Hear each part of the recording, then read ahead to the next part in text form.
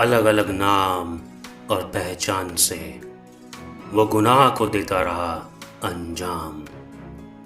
Mumbai underworld के खौफ का शहर, जिसने न जाने कितने माफियाओं को अपने साए में पाला है।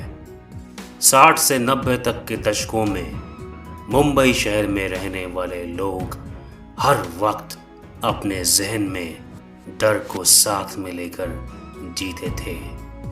मौत के साथ खड़े लोगों का ये डर उस समय हकीकत में तब्दील हो गया जब 1993 में लगातार 13 सिलसिलेवार बम धमाकों से मुंबई के साथ साथ पूरा हिंदुस्तान हिल गया था।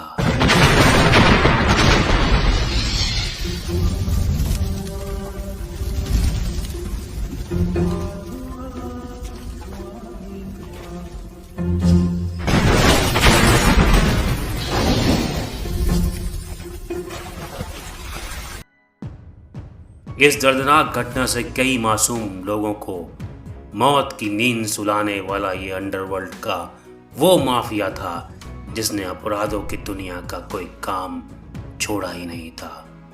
अपराधों की कंपनी को बेखौफ चलाते हुए इस खुफिया डॉन ने अंडरवर्ल्ड के खौफ और दबदबे को बनाए रखने के लिए ही मुंबई में सिलसिलेवार ब्लास्ट करवाए थे। खतरनाक अंडरवर्ल्ड और आतंकवादी जैसे खिताब हासिल करने वाले इस डॉन का नाम था दाऊद इब्राहिम कास्कर।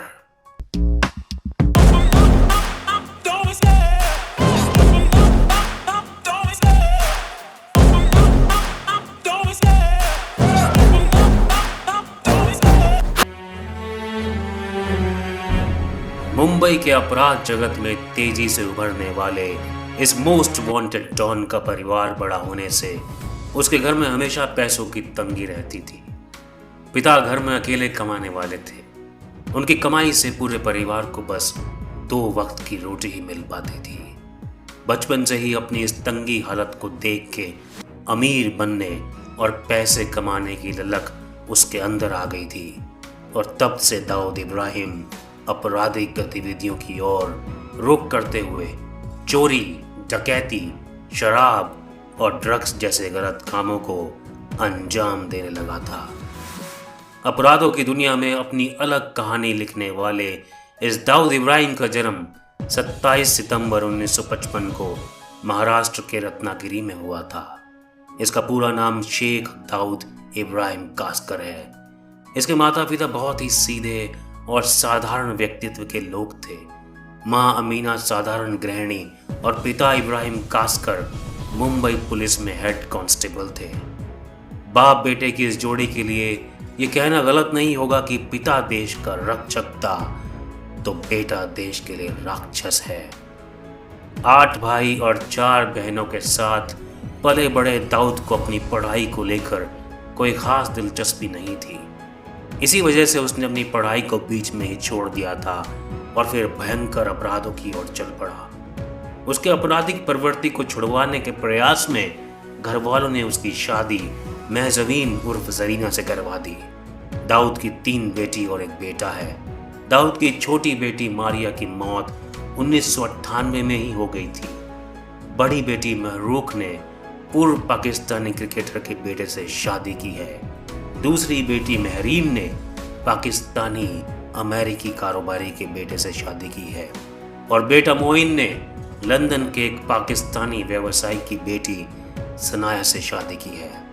इकलौता बेटा मोइन 2017 में धर्म की ओर रुख करते हुए मौलाना बन गया। इससे दाऊद को काफी धक्का लगा क्योंकि ये सारा ठाठ बाट और गद्दी उसने अपने बेटे के लिए ही रखा था।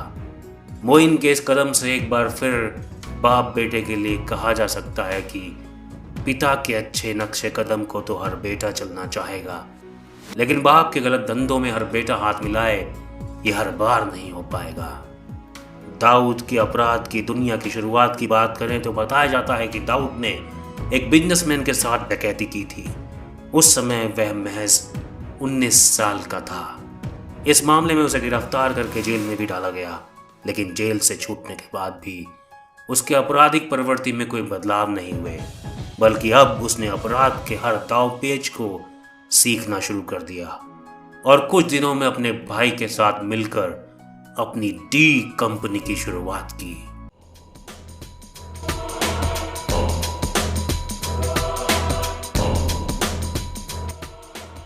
दाऊद ने मुंबई में जब डी कंपनी की शुरुआत की तब मुंबई में पहले से ही करीम लाला, हाजी मस्तान और वरदराजन मुदलियार नाम के 3 खूंखार डॉन का दबदबा था।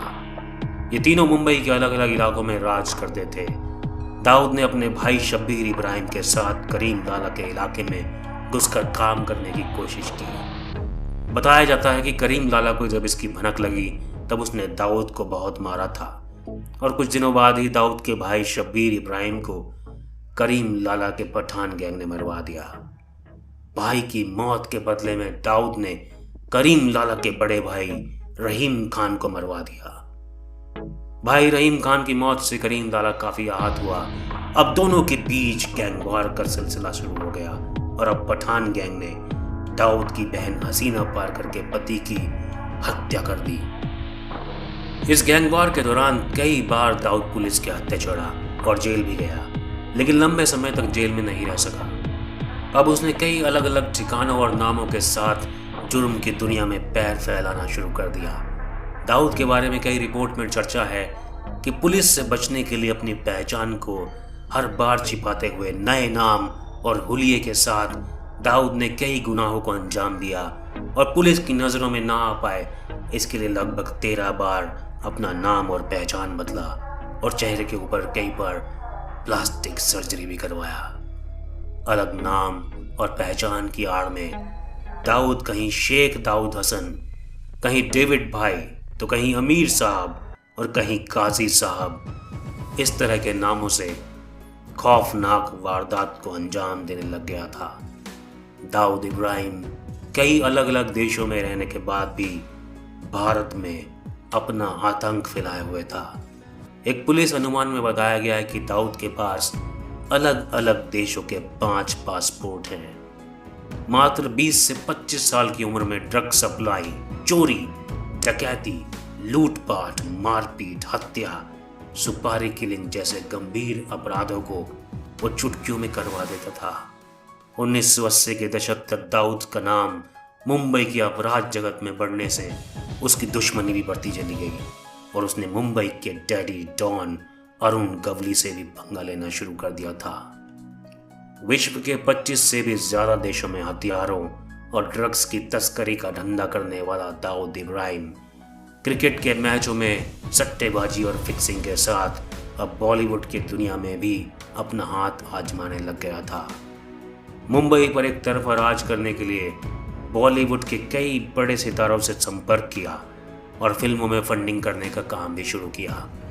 2001 में बनी सलमान खान की फिल्म चोरी चोरी चुपके चुपके में अंडरवर्ल्ड का पैसा लगने की बात खबरों में थी। संजय दत्त का अंडरवर्ल्ड से कनेक्शन होने से 1993 के बम कांड में उनका नाम सामने आया था, जिसके कारण उनको जेल भी जाना पड़ा था। फिल्म राम तेरी गंगा मैली की अभिनेत्री मंदाकिनी पर दाऊद का दिल आ गया था और फिर लंबे समय तक दोनों के बीच अफेयर के बाद अचानक से अभिनेत्री लापता हो गई, जिसका शक सीधा दाऊद पर ही जाता है। कई खबरों में चर्चा है कि दाऊद ने अपने करीबी मॉडल अनीता अयूब को कास्टिंग करने से मना करने पर प्रोड्यूसर जावेद सिद्दीकी का मर्डर करवा दिया था। टी सीरीज कंपनी के संस्थापक गुलशन कुमार को भी मौत के घाट उतारने में भी दाऊद का नाम हर अखबारों में छापा गया। देखा जाए तो बॉलीवुड रियल लाइफ के अलावा रियल लाइफ में भी दाऊद के किस्से से अलग नहीं हो पाया। दाऊद के जीवन पर आधारित कई फिल्में बॉलीवुड में बनाई गई, जिसमें 2005 में बनी फिल्म डी, इसमें दाऊद का किरदार रणदीप हुड्डा ने निभाया था।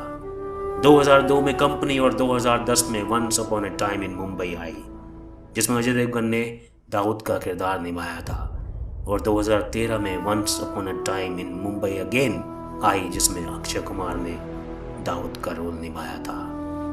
1980 से 84 के बीच दाऊद ने कई मासूमों की हत्या की।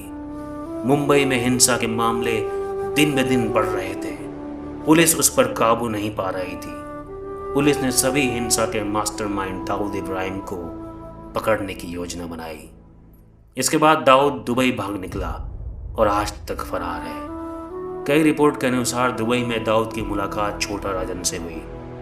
अब दाऊद और छोटा राजन दोनों कई आतंकी संगठनों के साथ मिलकर बेखौफ आपराधिक गतिविधियों को अंजाम दे रहे थे और उसी आपराधिक षड्यंत्रों में से एक था 12 मार्च 1993 को मुंबई के 13 अलग अलग जगहों पे सीरियल बम ब्लास्ट। इस बम ब्लास्ट में 257 लोगों को अपनी जान से हाथ धोना पड़ा और 700 लोग घायल अवस्था में आ गए। मुंबई बम धमाका के बाद दाऊद अब इंडिया मोस्ट वांटेड डॉन की सूची में सबसे पहले नंबर पर आ गया है। दुबई की जगह को छोड़कर दाऊद अब पाकिस्तान की कराची में जाकर रहने लगा था। कहा जाता है कि पाकिस्तान सरकार ने दाऊद को बहुत सपोर्ट किया है। पाकिस्तान में रहते हुए दाऊद आईएसआई के साथ मिलकर भारत पर जुर्म करता रहा। इस अंडरवर्ल्ड डॉन को लेकर कई देशों की खुफिया एजेंसी ने दावा किया है कि दाऊद का संबंध अल-कायदा आतंकी संगठन के नेता उसामा बिन लादेन से भी था। इसके अलावा अन्य बड़े आतंकवादी संगठन को फाइनेंशियल रूप से मदद करते हुए उन्हें पनाह देने का काम भी ये डॉन करता था।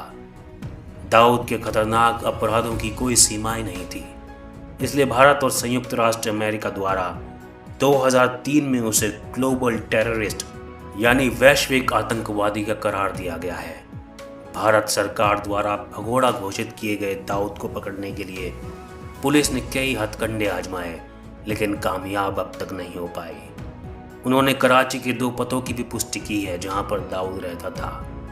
2005 में दाऊद की बेटी की शादी के रिसेप्शन में भारत की खुफिया एजेंसी द्वारा दाऊद को मार गिराने का प्लान था, लेकिन वो प्लान लीक हो गया और दाऊद एक बार फिर से पुलिस को चकमा देकर निकल गया और पुलिस के शिकंजे से आज तक फरार है। स्टोरी बाबा चैनल को सब्सक्राइब करें।